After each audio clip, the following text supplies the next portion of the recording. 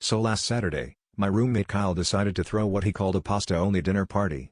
Now, Kyle is the kind of guy who once tried to make cereal with orange juice and called it citrus muesli, so I was already a little skeptical. The invitation was oddly specific: come carb up, BYOB, bring your own basil, and prepare for a noodly evening.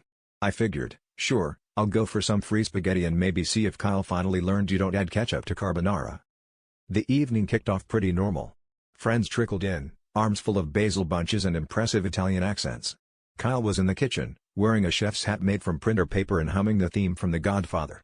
Soon, he emerged with a pot of spaghetti, some ravioli, and, curiously, a whole loaf of bread placed on a cutting board. But the bread wasn't just bread.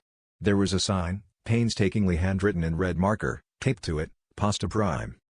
Naturally, we all asked, "Dude, what's Pasta Prime?"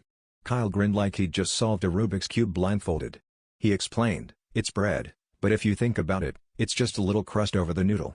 You know, like, bread is just pasta in a harder shell." We stared at him, forks hovering midair, trying to process if this was some avant-garde culinary philosophy or if Kyle had just finally lost it after watching too many Gordon Ramsay compilations. People actually started debating whether bread could be classified as pasta.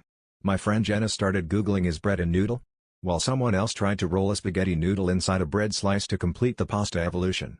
The absurdity peaked when Kyle announced, "Next week, rice pudding, because every grain is just a baby lasagna." And that's when I realized, in our apartment, the only thing more twisted than Kyle's logic is his pasta.